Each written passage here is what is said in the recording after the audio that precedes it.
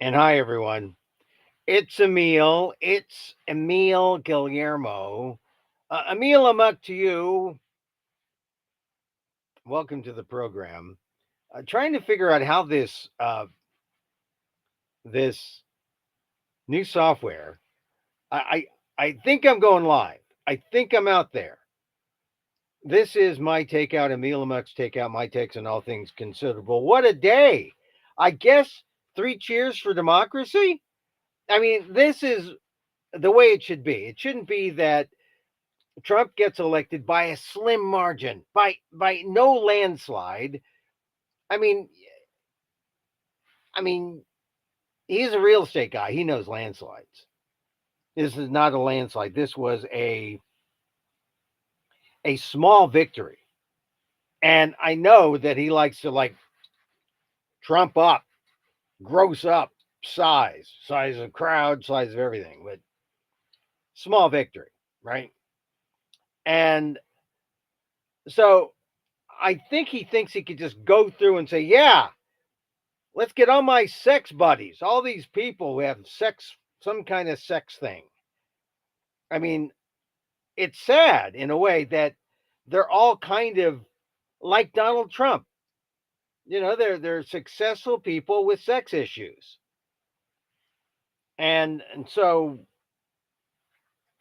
we saw how far that goes. You can't try to redeem someone who is up on ethics charges and who has is trying to manipulate the process so that he can essentially quash, any report. Matt, that's what Matt Gaetz was trying to do. He couldn't do it. Thank goodness for the House. Thank goodness for the Senate. The House was deadlocked, so it didn't release it, but they were going to go back and hear it again. And then all you needed was one vote, one Republican. And there are some Republicans who blanched at George Santos. They said, "Oh, George Santos, we got to get him out. That's ethics." And if they had reactions like that to George Santos, and now former congressman, what would they do with Matt Gaetz and potential of statutory rape? So you knew that the House was going to, they were going to find one Republican to side with the Democrats and release this stuff. The Senate, they didn't know what to do. They they wanted to hear it. And let's have a hearing. Let's see how bad Matt Gaetz is. But finally, Matt Gaetz today finally said, "Hey, I'm kind of a distraction." Oh yeah, kind of a distraction. Guy who potentially could be charged for a couple of instances of statutory rape, underage girls, sexual orgies with prostitutes and underage girls, having sex multiple times with said underage girl, wild sex parties with drugs, illicit drugs. It's no wonder that Gates' former best friend is serving some time in prison. And that was going to be in the report to come out. Matt Gaetz is an egotist. He's full of himself, and he thinks he's got some kind of special shield in Donald Trump. But Donald Trump is nobody's human shield. And he proved it. He said, "Bye bye. You're going to do well. You're going to do well, Matt Gaetz. You're not going to be eating cats. You're not going to be eating dogs. You're going to do well. You're going to do well in life." Essentially, that's what he said in truth. So you're going to do well in life and good. God bless you. Oh, no, he didn't say God bless you, but he said, "Oh, Matt Gaetz, wonderful human being." And now maybe we'll get a real candidate for attorney general. Now, mind you, look at the people that Donald Trump picked the first time. They were solid megatypes in that, yeah, they were going along to get along. They do things for Trump, but even they knew there was a line. because we're talking about rule of law. So I'm talking about Bill Barr uh, primarily. I mean, you can talk about Jeff Sessions, but I think Barr is a good example of someone who looks like a normal guy, but is MAGA, but is, in fact, respectful of the rule of law. This is a terribly complex and conflicted guy, but he loves power. See, this is the thing. These guys love power, but they're, conflicted with the rule of law to a point, right? How far to the line will they go? They don't want a leg dangling over the line. They'll just go right up to the line. There's got to be people like that. There are people like that in Washington, unfortunately. They'll do it right up to the line. They won't stick a leg out there because they know, oh, we don't want to fall. But that's where we're at. And Matt Gaetz was more of the Donald Trump thinking, well, I got to prove something. This is my first guy. I got to get this guy over the line, right? And this is like, to use a sports analogy, you're at the goal line, right? And it's fourth and goal, or maybe it's first and goal, right? And you're at the two, and you do a dive play, no trickery, just like we got a big guy, we're gonna rush him through. All right, first down, nothing. Second down, maybe he gets a little closer. One, third down, maybe he gets a little pushback, and it was fourth down, and you still try to do that, or you do a quarterback sneak and on fourth down, or you punt, and Matt Gaetz punted. Of course, doesn't make sense punting from the goal line, or he tries for a field goal, or he really just walks away. Okay, the analogy kind of crumbled there, but he tried. Matt Gaetz met with the Senate. The House met yesterday, and the House had its split decision. They were going to meet again, and we're likely to get that sixth vote that would have exposed Matt Gaetz totally. And then there was just no way that Matt Gaetz figured that he would win. Politicians only want to run races they win. And that is the key to politics. Only go into races that you win. Meaning, a good race is when you're unopposed. Good race is when you got stuff on people that got to vote for you. That it's kind of rigged in that, to use the term rigged in a kind of a, it's not rigged, but it's rigged because you have the votes. Oh, that's a better way to phrase it. You have the votes. He didn't have the votes. And he knew that it would only expose him more. So Matt Gaetz did the right thing. Now, there's ways to look at this. The initial way that I began this saying, hey, democracy won. Democracy, but it's a temporary thing. Because now, if Trump is smart, he'll pick someone like a Bill Barr who is just willing to go up to the line. And there are more people like that. But, Trump doesn't want to just go right up to the line. He wants to dangle like two legs over, over the line and then come back. And he's going for it, Donald Trump. And he wants to, and a guy like Gaetz would have done that for him, because Gaetz would have said, you save me, I'm going to save you. And who is that guy? Rudy Giuliani? Oh, Rudy Giuliani's already a disgrace. Possibly, though, he needs some guy like that who, has no scruples. But if he was smart, he'd pick someone who was maybe 75% that. Because then he could say, well, we got guardrails. We got the guardrails. We got the guardrails. You people, you Democrats, you think we don't have guardrails. We have guardrails. We got the guardrails now. The guardrails. That's now an overused metaphor now. It used to be cool about 5 years ago. When you were saying guardrails like 5, 10 years ago, you were on the front lines of political metaphor. And now you're kind of like, yeah, that's kind of hackneyed now. We need a better robotic, not a guard. We don't use guardrails anymore. We're high tech. We have robotics so that you don't go into the cliff or the ravine. Better robotics. Heard this thing about the umpires.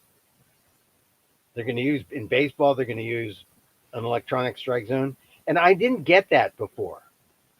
I said, why wouldn't they? You know, they use it in tennis to figure out if a ball is on the line or not. Why not use that?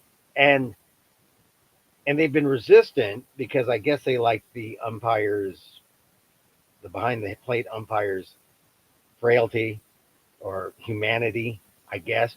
But I heard someone interview today, and the correct answer is they want to go with an electronic strike zone because not only can they change it when they want to change the strike zone, more offense, less offense, make it bigger, so that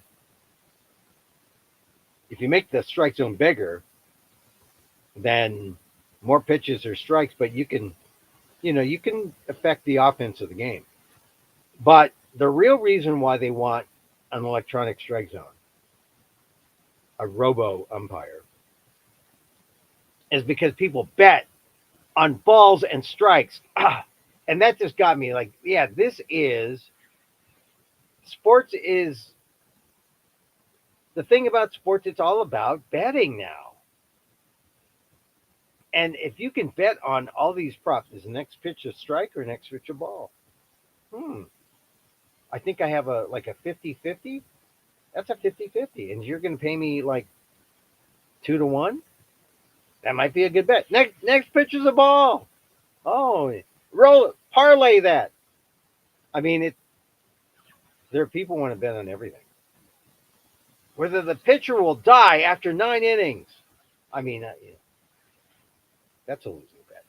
Pitcher's not going to die. Oh,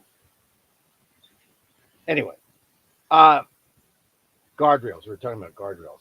So Gates is out. But now here's the thing about Donald Trump. He likes people with sex issues.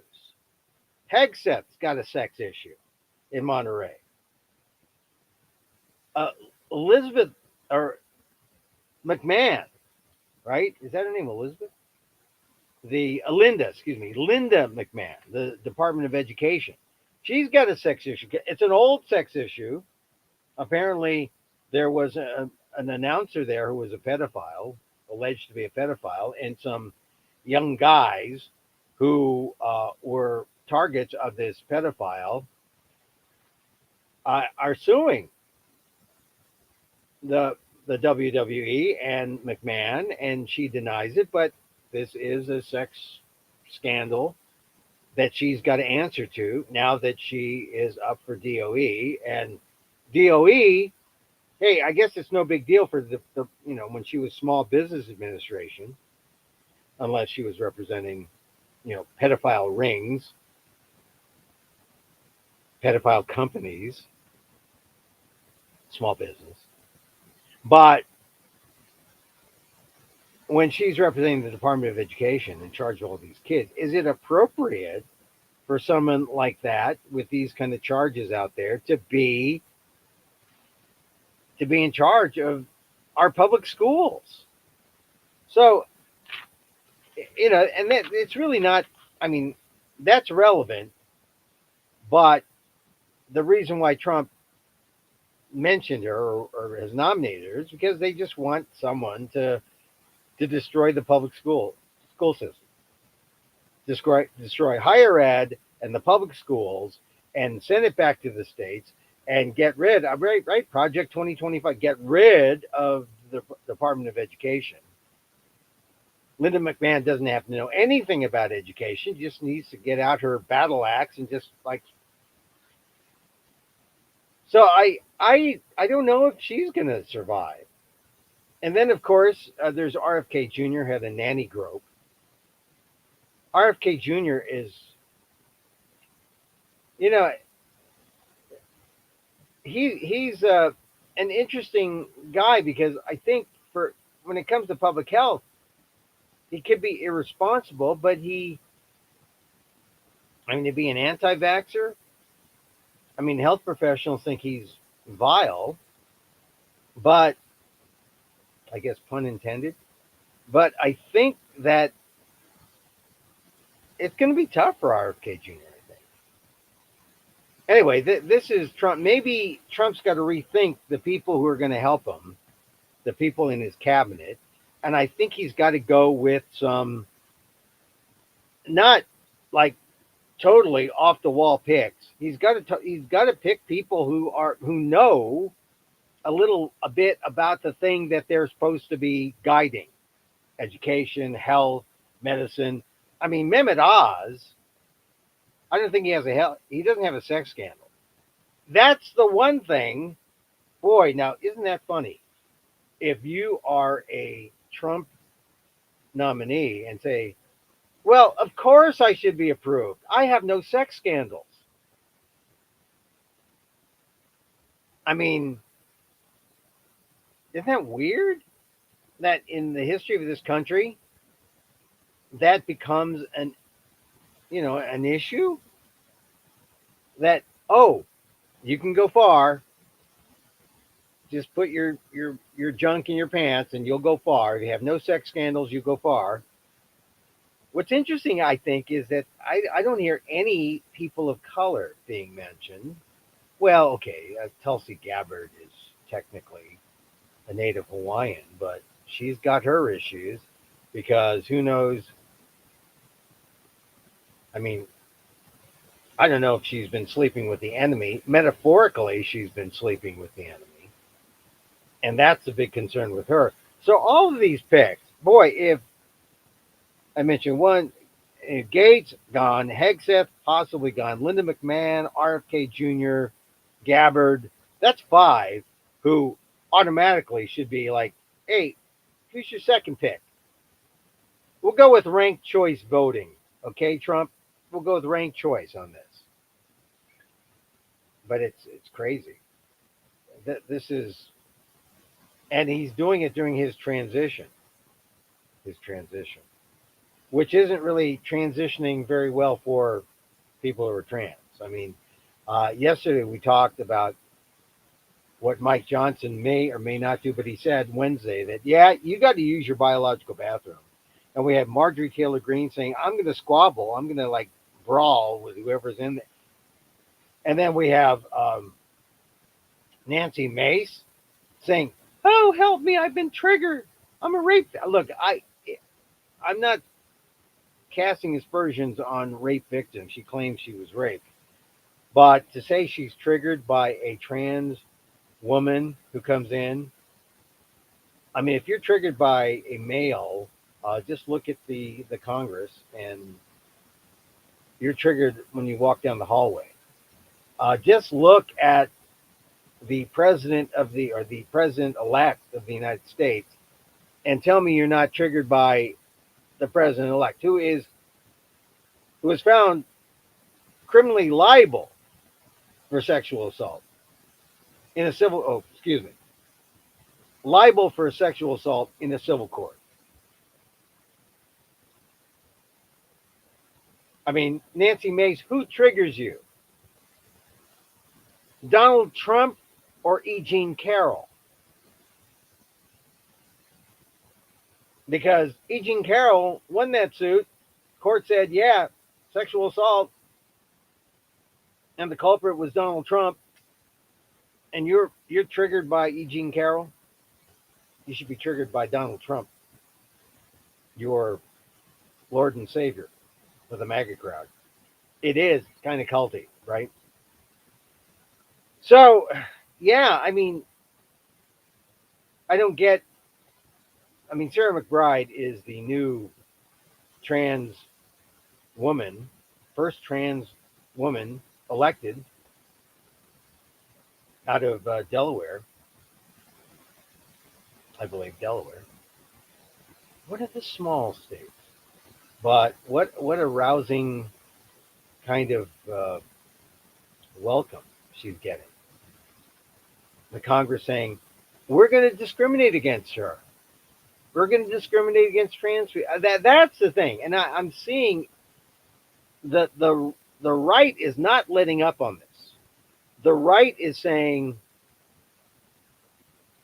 we are anti-trans, and they make no bones about it. They're using it like they're using the phrase life begins at conception. You know, transmit you're biologically who you are. You can't alter it. Politically, I'm looking how many times Donald Trump is altered from Republican to Democrat, Republican, and who knows, he's not even a conservative. He's just totally for Donald Trump, which is why people have trouble with him. Because he seems like he's this outsider who's going to come and save things, and he doesn't care, what he wrecks. And that there's an appeal to that among the public because the public is so distrustful of anything that has to do with government. That this is a problem that we have. The good guys aren't the government.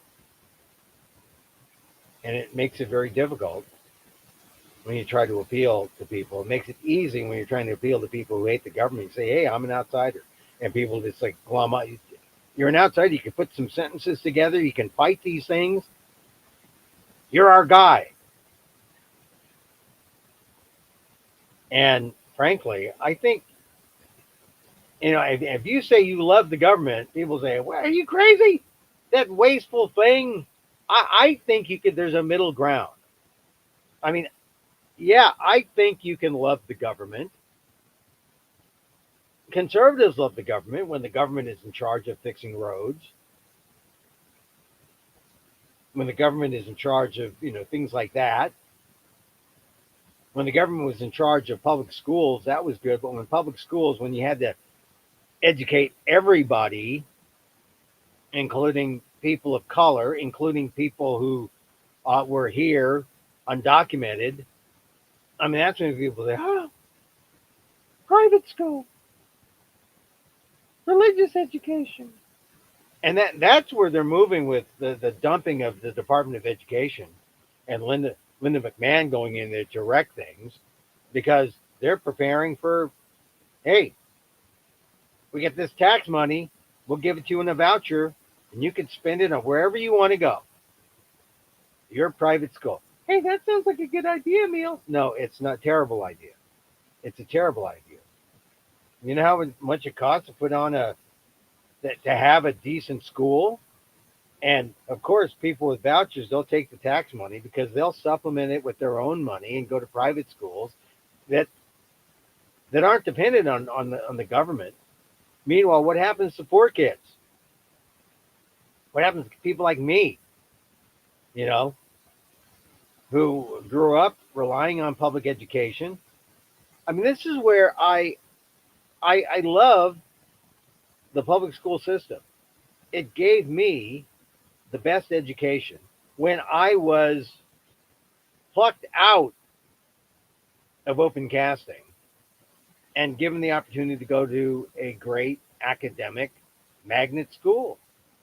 I mean, some people hate magnets, but I think a magnet academic program is a way for poor kids who could not afford private school. We can get our chance. We get the best public education. And I will say this, my public education in San Francisco, high school, Lowell High, the best. I'd say 70% of the time, better than the education that I got at Harvard. I mean, because they're into teaching. And, this is a complaint of a lot of people in higher ed because they're scholars, they're not teachers. They're better now. Some are better. They're teachers, but that's why I think 70% of the time I had a better experience in public school and an all academic school because they were teachers. They weren't scholars, they were teachers. Sometimes they were both, but not really, not at the public school level. They were knowledgeable. The scholars were in college, they were good, they were lousy teachers. That happens. Anyway, uh, so we'll see what happens, I guess, huh? With Trump's picks. I think his picks they're terrible. The boring ones are the good ones. Oh, I've never heard of that guy, but good. He's probably okay. Yeah, look, boring is okay. Donald Trump needs to know that boring is okay. He wants people to be telegenic, but hey, how about a few people of color?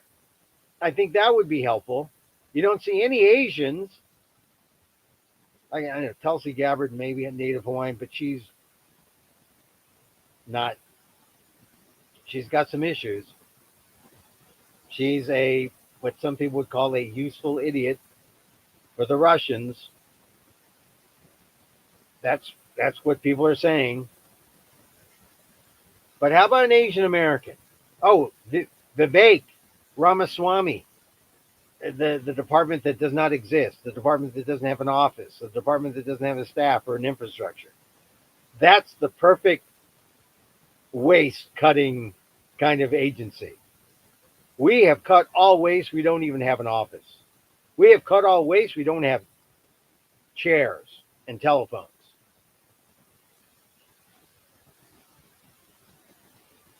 I think you need chairs and maybe a desk and an office, computer system, and maybe some people. It's crazy. Doesn't have that. The department that cuts it's not just an anti-government waste department. It's just anti-government. Get rid of it. We want to set a good example by not really having a place that you can call. It's just Elon Musk and Vivek Ramaswamy getting together. But we need someone in a real, you know, a real cabinet position. Don't have that yet. Oh, and Trump's got to match the Obama administration, the Clinton, the Bush administration. They had people like stalwarts like Norm Mineta, my old boss, Asian American. That's what they need. They need people like that. Moderates, bipartisan guys. People to be respected. Not like MAGA types who need the Trump human shield, which is what Matt Gaetz was relying on. Donald Trump doesn't have to be anyone's human shield. I mean, that's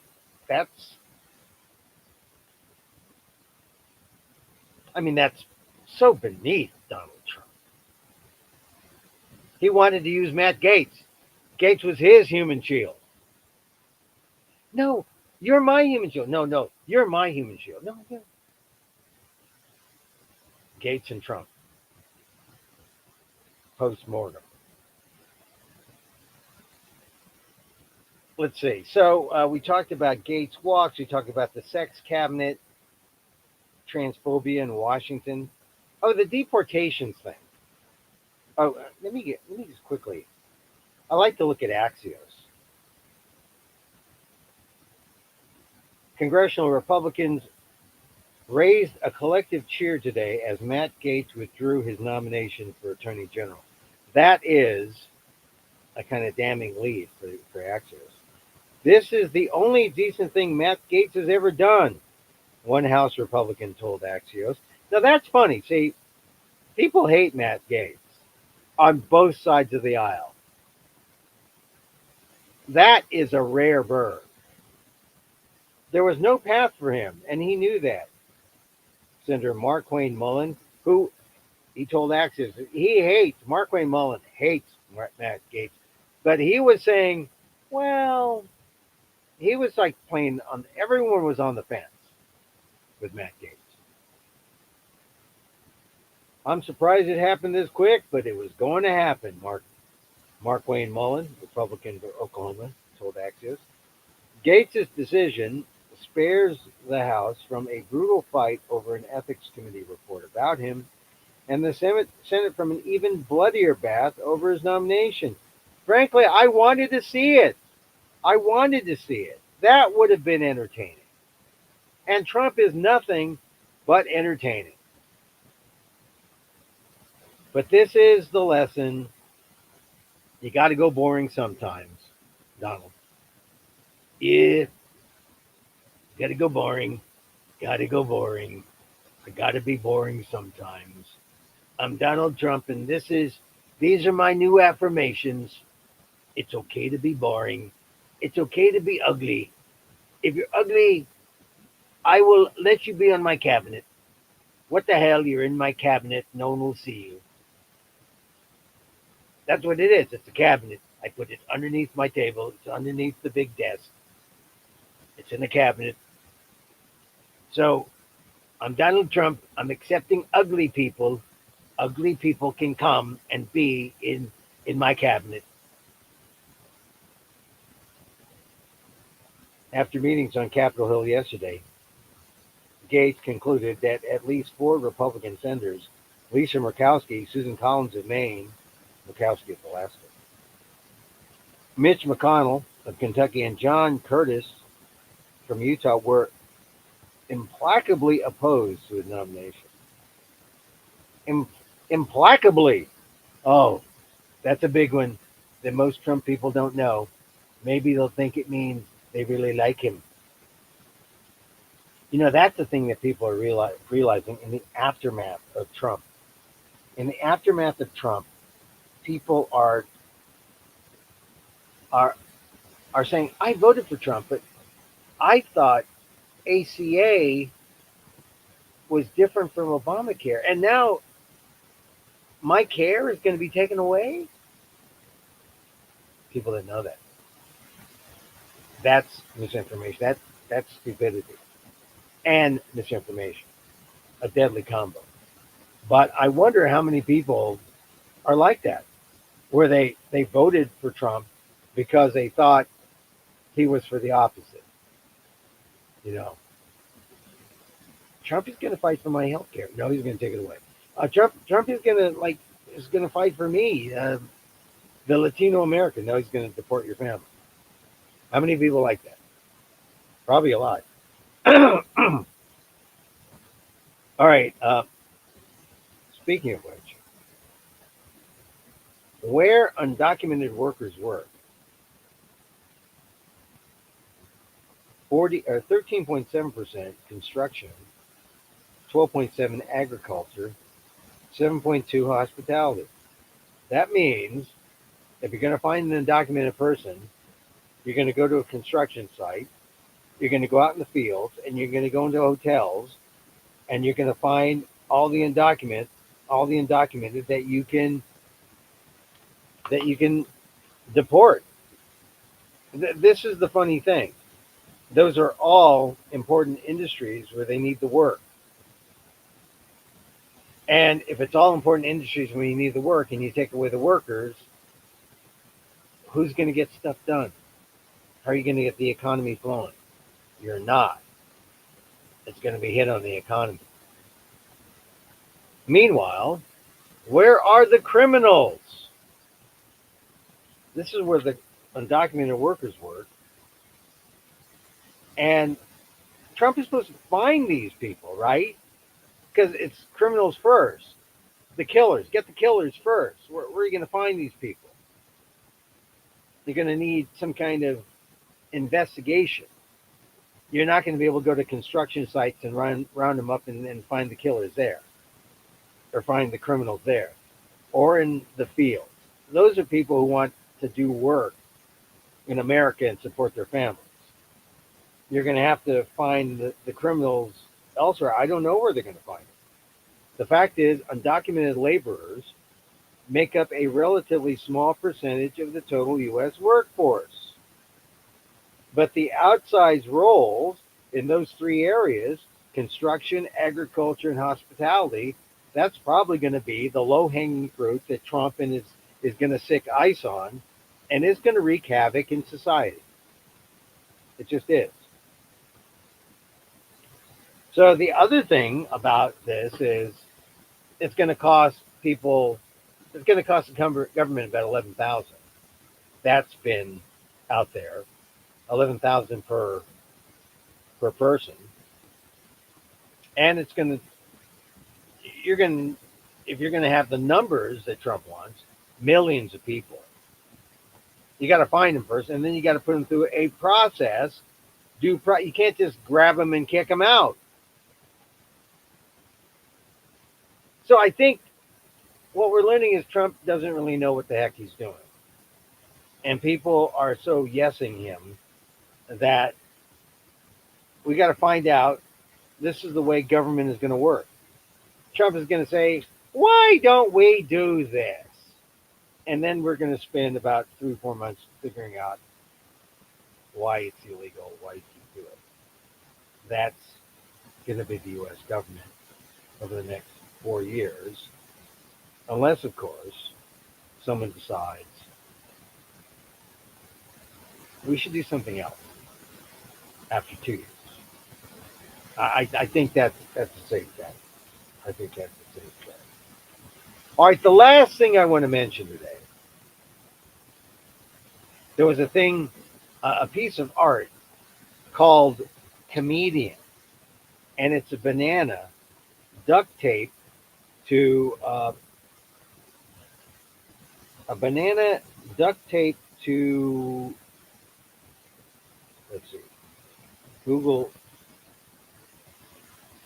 duct tape banana sells for $6.2 million at an art auction. And it's called Comedian. It's literally just a banana duct taped to a wall.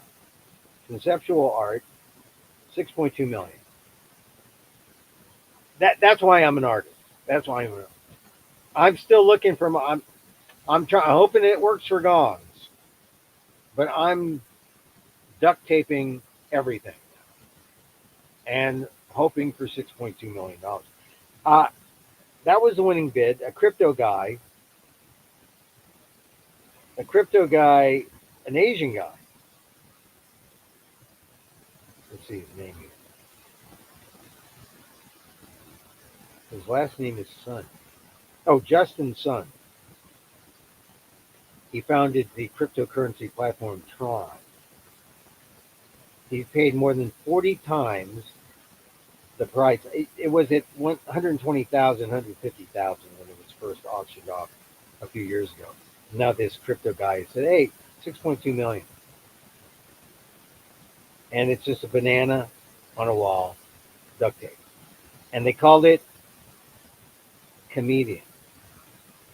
It's called Comedian, and it's different versions of Comedian because people eat the banana and the banana's changed. And I'm gonna put I'm gonna put a banana on my wall, and I'm gonna call it Comedian, and see if anyone offers me 6.2, or see if it improves the improves the price of my house, the value of my house.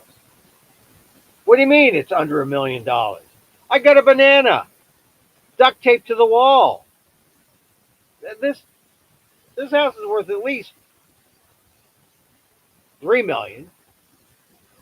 I changed the banana. Unbelievable. Banana. So I like art. I consider myself an artist, a poetic journalist,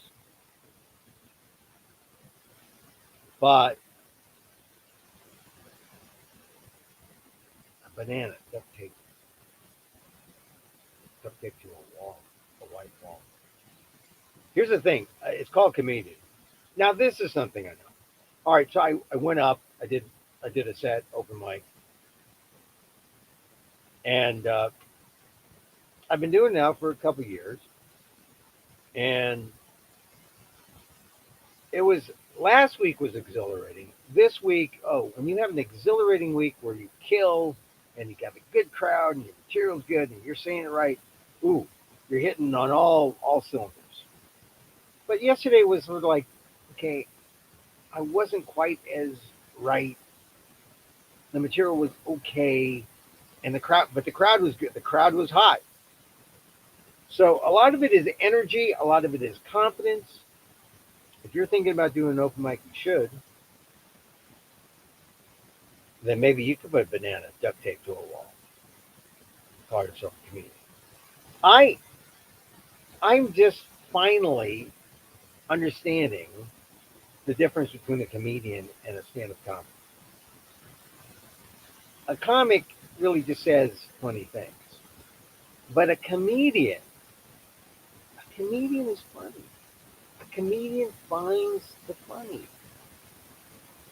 and and I noticed when the set was going well last week when I had a good one, it's because I was in a trance.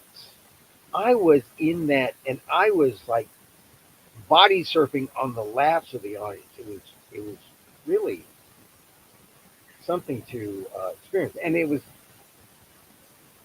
equal to the what I experienced when I got the biggest laughs, in my performing career, which dates back decades when I got my first really big laugh, big audience, and then when I play little clubs and little theaters now, I know when I get big laughs, and a lot of them are just little chortles, and I remember the big ones.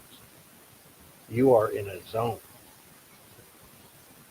and you're the comedian because you're doing it funny, and that's the difference. I mean, it's something, and this is the thing about performance. And people have asked me, "Oh, Emil, you're a performer now. You're an actor." Well, I don't know if I call it an actor because I mean, well, I am acting in a play. I'm going to be in New York in January, February, Theater for the New City. I got a role. It's off, maybe off Broadway, three off.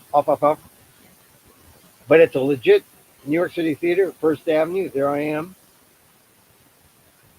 in a cast. That's that's an acting job. But when I do my one man shows, it's kind of acting, but more storytelling on myself.